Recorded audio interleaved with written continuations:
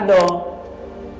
Selepas iman kita kepada Allah Subhanahu wa taala, alhamdulillah kita dah beriman kepada Allah Subhanahu wa taala.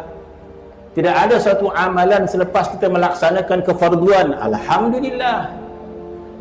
Yang nama iman, alhamdulillah kita dah beriman kepada Allah dan iman Rasulullah. Yang nama kefarduan, alhamdulillah kita dah tunaikan solat. Tapi kalau orang tu belum tunai solat tu yang tu arah, nak masuk tasawuf dah.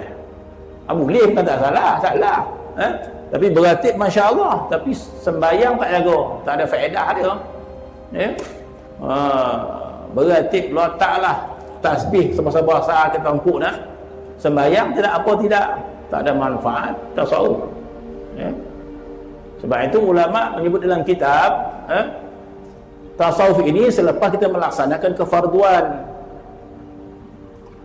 Sebab itu disebut dalam kitab adalah kita jaga kewajipan kita, kewajipan dengan jiran, kewajipan dengan sahabat kita. Jangan kita bertasawuf lepas itu menipu lah kerja. Tak. Selesaikan masalah dengan orang mereka, baru datang tasawuf. Ini tak sepatutnya orang masuk tasawuf tapi menipu dan sebagainya. Sebab itu selepas kita melaksanakan kefarduan, kewajipan kita, maka tuntutan kita adalah menghampirkan diri kita pada Allah Subhanahu wa taala. Alhamdulillah beriman dah, alhamdulillah solat kita jaga, kewajipan kita jaga, apa lagi? Kita bagi orang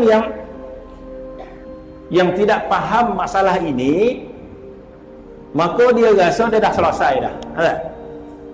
Dia dah beriman, solat jaga, puasa sudah, haji dah pergi, umrah dah 2-3 kali, umrah premium pun ada, umrah rahmah pun ada. Jadi apa lagi? Kita nak bersyukur-syukur lah kat dunia ni. Nak apa lagi? Haji sudah, umrah dah 2-3 kali dah, puasa pun buat, puasa sunat pun buat, Quran dah 2 kali khatam dah. Apa lagi? Kita nak bersenang-senang dengan dunia ni. Dia tak nampak ada lagi tuntutan menghampirkan diri kita kepada Allah Subhanahu wa taala. Jadi selepas kewajipan kita yang telah kita lakukan, iman kita, salat kita, puasa kita, isteri alhamdulillah makan, suami alhamdulillah, jangan kita abaikan pula. Tak ada faedah dia. Kita mengabaikan salah satu, tapi kita bertasawuf, tapi kita mengabaikan suami kita. Kita bertasawuf, tapi kita abaikan isteri kita. Tinggalkan tasawuf tu, pergi jaga lelaki tu. Marah pula ustaz. Jadi tak betul cara dia. Sebab itu tasawuf ini selepas kita selesaikan kefarduan kita semuanya. Kalau tak, dah tunaikan kefarduan kita semua. Dah selesai semua, Masya Allah, kewajipan kita kepada suami sudah, kewajipan isteri sudah, kewajipan anak sudah, barulah kita nak hampirkan diri kita kepada Allah Subhanahu wa taala. Jadi tidak ada kewajipan kecuali kita menambahkan cinta kita kepada Allah Subhanahu wa taala, sebab kita ingin mengamalkan satu ayat dalam Al-Quran yang mana ayat itu tidak menyebut amal. Walaupun ayat itu tidak menyebut amal, bukan bermaksud kita meninggalkan amal. Ayat itu bermaksud selepas kita menjaga segala kefarduan, maka perkara itu yang paling Tuhan tengok, iaitu hati. Ayat itu bukan bermaksud kita tak lakukan kewajipan yang lain.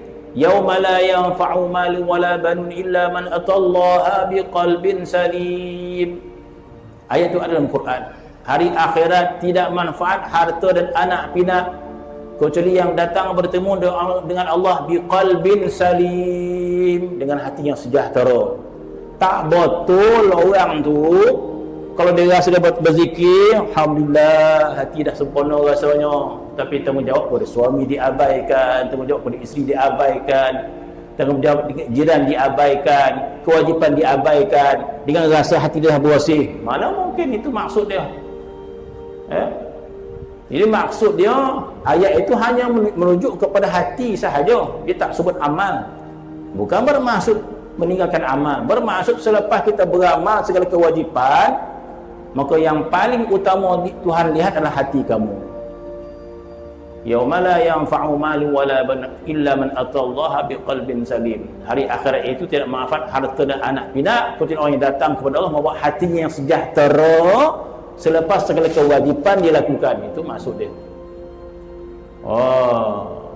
Maka hatinya sejahtera itu bermaksud sejahtera daripada hasad, sejahtera daripada riak, sejahtera dan sebagainya, dan sejahtera daripada yang paling kemuncak sejahtera kecintaan kita kepada yang lain daripada Allah Subhanahu wa taala. Itu kemuncak kesempurnaan hati. Pada awal tu masya-Allah sifat mazmumah yang bawah-bawah ni kena selesaikan. Tak munasabah. Kalau masya-Allah hati dia sangat cinta kepada Allah, hati dia sangat cinta kepada Rasulullah, tapi dalam dengki nenek moyang orang. Contohlah, tak ada nak bahas apa dah. Kau tak rasa tu pokok di situ lah. Keden nak dikobah tak ada. Jadi maksud tak munasabah, sebab ini perkara yang paling basic dalam islahul qalbi. Riya, ujub. Ini paling asas. Tidak munasabah, Masya Allah, rasa cinta kepada Allah, tapi dalam hati ada riya, ada ujub. Sebab itu cinta kepada Allah dan Rasul ini adalah kemuncak kesempurnaan hati. Selepas hati kita, Masya Allah, kita bersihkan daripada riya, daripada ujub. Setiap pengajian tasawuf kita sebut berkali-kali bahawa amal kebaikan kita datang daripada Allah. Amal ibadat kebaikan kita datang daripada Allah.